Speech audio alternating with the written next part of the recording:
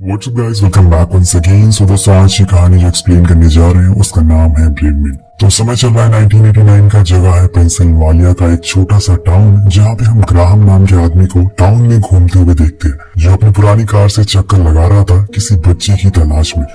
लेकिन वो उसके साथ क्या करने वाला है ये हमें पता नहीं होता। अब कुछ ही देर में उसे मार्टिन नाम का बच्चा मिल जाता। मार्टिन को दोस्तों एक बीमारी है जिसमें इंसान को किसी भी तरीके का दर्द महसूस नहीं होता।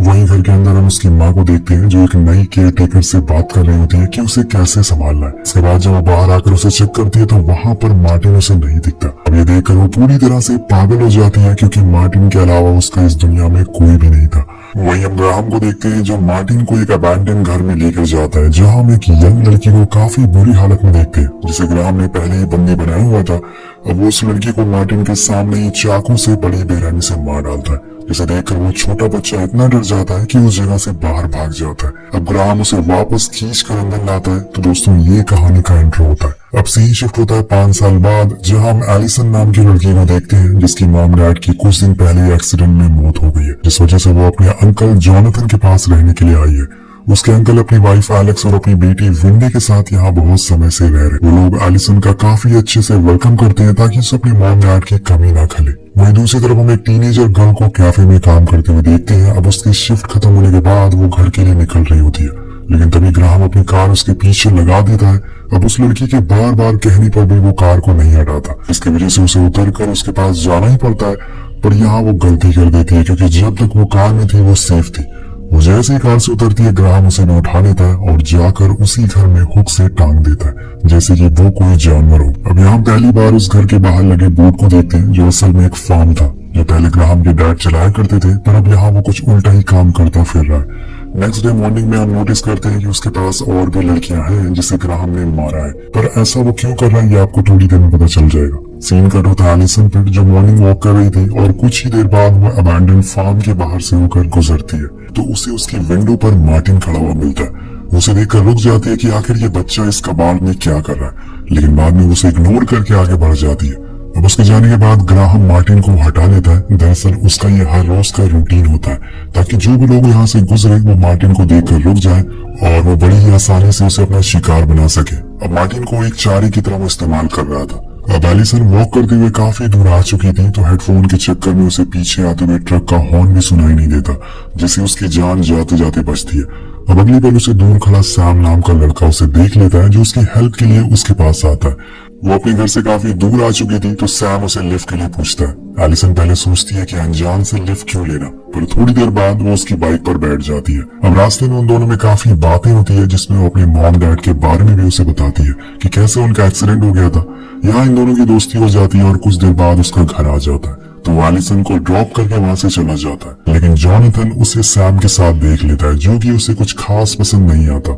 दूसरी तरफ आज एक बार फिर ग्राहम मार्टिन के सामने एक लड़की को मार रहा था, पर वो डर के मारे वहाँ से भागकर एक रूम में छुप जाता है, जहाँ हम देखते हैं कि वहाँ के दीवारों पर बुल्स के स्केलेटन होते हैं, जो खुद ग्राहम ने लगाए हुए थे, क्योंकि उसे अपने ही बुल्स को मारना पसंद नहीं है। इसलिए उन्हें उनकी निशानी के लिए उनका कंकाल यहाँ पर लगा दिया। वो उनकी पूजा भी करता है और उनसे अकेले में बातें भी करता है। कुछ देर बाद वो आके मार्टिन को पकड़ लेता है और उसे बेसमेंट में बंद कर देता है, जो कि भागने की सजा होने वाली है। इसके बाद वो किचन में जाकर खुद के लिए चाय बनाता है और उसके हाथों में हम बहुत सारे चोटों के निशान भी देखते हैं, जो शायद लोगों को मारते हुए आए हुए हैं, या फिर ये सब उसके पास से जुड़ा हुआ है। ये हम देखते हैं कि वो किसी साय से भी बात कर रहा है। अब कहानी आगे बढ़ती है। कुछ समय बाद एलिसन का स्कूल में एडमिशन हो जाता है, जो जॉनथन उसे ड्रॉप करने के लिए जाता है। बीच रास्ते में वो लोग उसी फार्म से होकर गुजरते हैं। अब उसे देखकर एलिसन अपने अंकल से उसके बारे में पूछती है, तो वो बताते हैं कि ये सालों से बंद है, पर यहाँ एक ग्राहम नाम का आदमी रहता था, जो मेरी ही एज का है, पर वो कभी स्कूल नहीं गया। उसके डैड पहले यहाँ फार्म चलाते थे, जिसमें उसे हर दिन मार काट देखनी पड़ती थी, जिसके बाद उसने खुद को हमेशा के लिए यहाँ कैद कर लिया। अब ये सुनकर एलिसन कहती है कि मैंने तो यहाँ कल एक बच्चे को भी देखा था। तो अंकल कहते हैं कि काफी अजीब है, इस घर के अंदर आज तक कोई नहीं गया। अब वो इसके आगे कुछ और पूछ पाती है, तब तो उनका स्कूल आ जाता है। वहाँ ग्राहम मार्टिन को बाहर निकालता है और उसे नहला धुलाकर नए कपड़े पहना देता है, पर इसी बीच उसे कहता है कि मुझे तुम्हारे चुप रहने से नफरत है, इतना सुकून से कैसे तुम रह लेते हो। और ये बोलकर वो उसे गले से लगा लेता है और फिर जाने को कहता है। ग्राहम मार्टिन को दोस्तों यहाँ पर खुद की बेटी की तरह रखना चाहता था, जैसे उसके डैड ने उसे रखा था। वो सारी चीजें उसके साथ कर रहा था, पर फर्क इतना है कि उसके डैड जानवरों को काटते थे और ये इंसानों को। वहाँ एलिसन का स्कूल ऑफ हो जाता है तो जॉनथन का वेट करती है, पर उसे आने में देर हो गई थी, जिस वजह से वो अकेली ही घर आने लगती है। और यहाँ पर ग्राहम को एक मौका मिल जाता है, वो कार से उसका पीछा करने लगता है, लेकिन कुछ देर बाद एलिसन को भी पता चल जाता है कि कोई उसका पीछा कर रहा है, तो वो उसे बहुत सुनाती है, जिससे वो इस बारी वहां से चला जाता है। और कुछ ही दूरी पे उसे सैम मिल जाता है जो कार को ठीक कर रहा था, जिसके साथ वो बातें करने लगती है। लेकिन तभी सैम के डैड व्हील चेयर से गिर जाते हैं, जिसे देखने वो दोनों घर के अंदर जाते हैं। लेकिन दोस्तों वहाँ उसके डैड का बिहेवियर थोड़ा अजीब होता है, जिसे देखते हुए एलिसन घर से निकल जाती है। अब बीच में उसे एक बार फिर से वही फार्म दिखता है, लेकिन इस बार वहाँ मार्टिन नहीं बल्कि ग्राहम खुद खड़ा हुआ था, जो एलिसन को बहुत ही अजीब तरीके से देख रहा होता है। और वो उसे इग्नोर करके घर आ जाती है। अब सीन शिफ्ट होता है मार्टिन पर, जिसके सामने वही लड़की थी जिसे ग्राहम ने हुक किया हुआ था। वो उसकी तरफ चाकू लेके बढ़ता है, पर उसे भीख मांगती है कि उसे छुड़ा दे। अब मार्टिन सिर्फ 10 साल का था, किसी को तकलीफ में देखकर हर कोई उसकी हेल्प करना चाहेगा, तो यहाँ वो भी ऐसे ही करता है। वो उसे आजाद कर देता है और दूसरे रूम में बैठा ग्राहम एक बुक में कुछ लिख रहा होता है, जिसके बाद वो अपने पीछे लगे बुल हेड से कहता है कि अगर तुम चाहते तो ये सब रोक सकते थे, लेकिन तुमने ऐसा नहीं किया, तुमने मुझे नहीं रोका।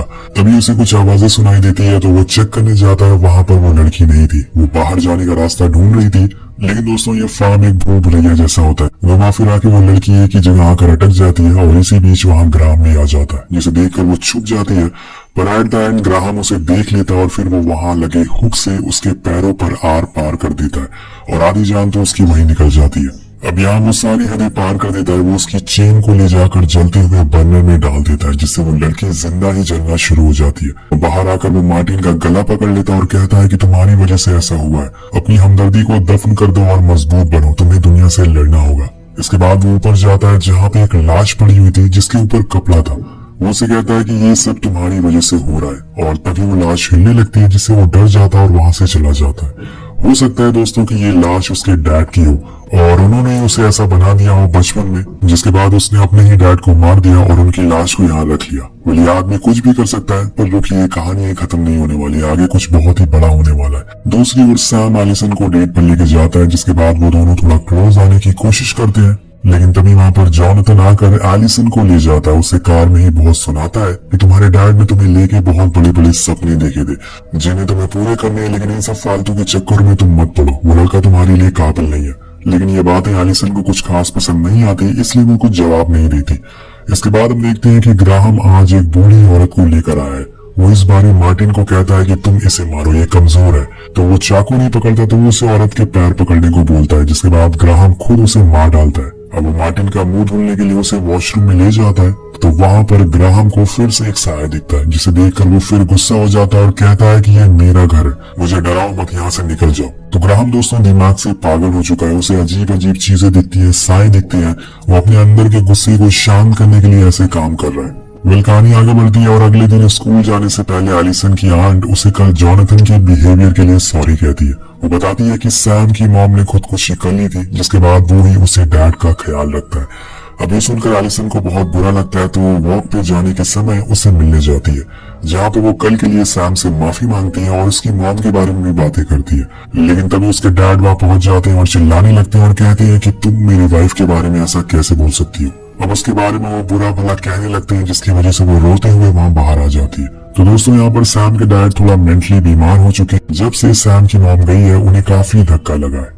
वेल कहानी आगे बढ़ती है और घर आते समय एलिसन को फार्म दोबारा दिखता है, जिसकी खिड़की पर इस बार मार्टिन खड़ा हुआ था। एलिसन इस बार खुद को रोक नहीं पाती और उस घर के अंदर घुसने का सोच लेती है, लेकिन तभी ग्राहम की कार बाहर आते हुए उसे दिख जाती है, तो एक जगह छुप जाती है और उसके जाने के बाद वो धीरे धीरे अंदर जाने लगती है। अंदर जाने को उसे बहुत ही अजीब चीजें देखने को मिलती है, जैसे कि कुछ ग्लासेस में खून रखे हुए हैं, तो बहुत सारे हुक्स थे, एक बुक थी जिसपे बहुत सी लड़कियों की फोटोज बनी थी जो कि कई सालों से मिसिंग हो चुकी है। उसमें उन लड़कियों की कुछ चीजें भी मिलती है, जैसे कि उनके लॉकेट, उनके बाल, उनके रिंग, लेकिन उसे उसमें मार्टिन की भी फोटो मिल जाती है जिसमें उसका नाम उसे पता चलता है। अब एलिसन थोड़ा और अंदर जाती है तो उसे मार्टिन एक जाली के पीछे दिखता है। वो उसकी मदद के लिए थोड़ा आगे बढ़ती है और अंदर जाती है और देखते ही देखते वो उस जगह पर चली जाती है जहाँ पे पिछली बारी ग्राहम ने उस औरत को मारा था। वो मार्टिन को बाहर आने को कहती है, पर इसी दौरान ग्राहम पीछे से आकर उसे पकड़ लेता है और एक रॉड से मारकर बेहोश कर देता है, जिसके बाद वो मार्टिन से कहता है कि गुड वर्क बेटा। अब यहाँ भी एलिसन के साथ वही सब होगा जो लड़कियों के साथ होता था। अब वो एलिसन को हुक में लटका देता है। यहाँ उसे कुछ समझ नहीं आ रहा था कि असल में हो क्या रहा है। वही उसके अंकल आंट को अब उसकी फिक्र होने लगी थी कि आखिर एलिसन अभी तक घर क्यों नहीं आई। पर जोनाथन कहता है कि शायद वो सैम के घर हो, इसलिए वो लोग उसे ढूंढने के लिए नहीं जाते। लेकिन जब वो पूरी रात हो जाती है और अगले दिन भी वो नहीं आती तो जोनाथन खुद ढूंढने के लिए निकल जाता है। लेकिन तब उसके गेट के सामने सैम आकर खड़ा था। वो उनसे एलिसन के बारे में पूछता है, पर वो दोनों कहते हैं कि हमें लगा कि वो तुम्हारे साथ है।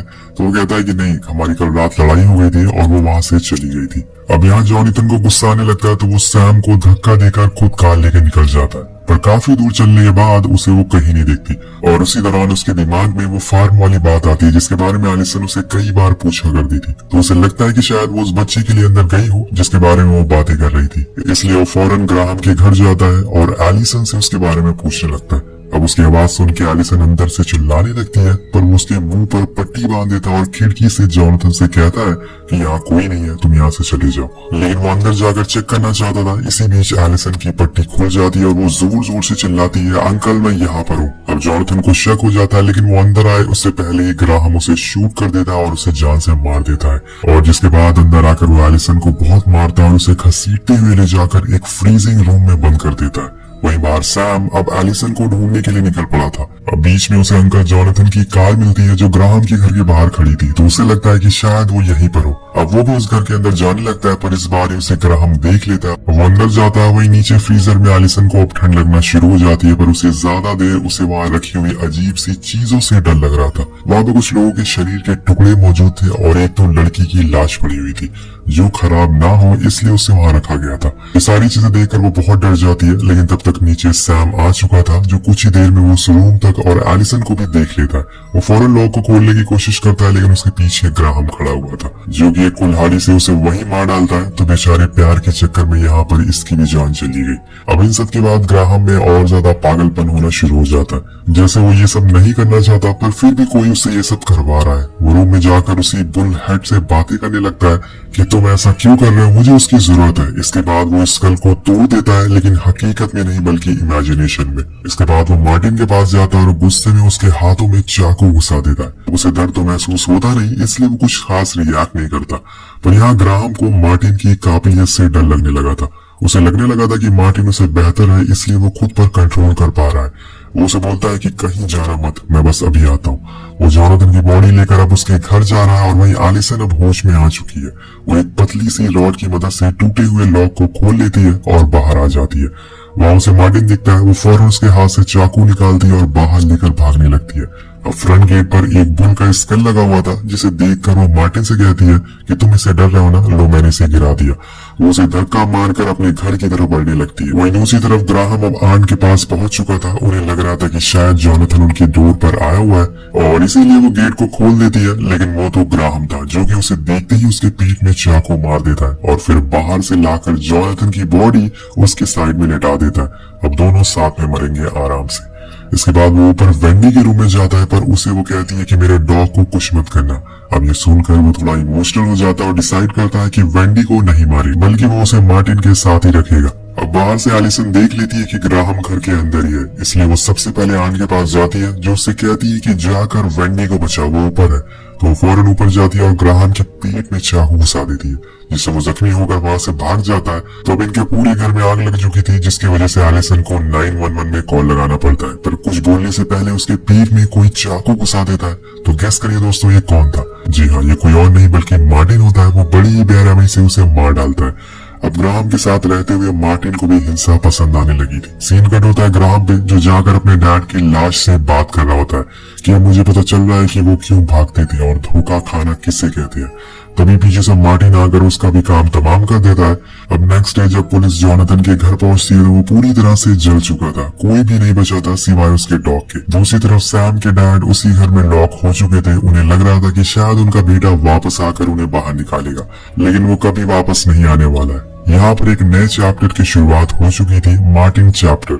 उसने वो टूटे हुए स्कल को घर के अंदर लाकर सजा दिया था और एक बार फिर से विंडो से बाहर देखना शुरू कर देता है। यानी कि ये साइकिल नहीं रुकने वाली है। जो काम ग्राहम ने शुरू किया था वो मार्टिन आगे बढ़ाए और इसी के साथ ये कहानी खत्म हो जाती है। तो आपको कहानी कैसे लगी नीचे कमेंट करके जरूर बताइएगा। इस वीडियो में एम करते हैं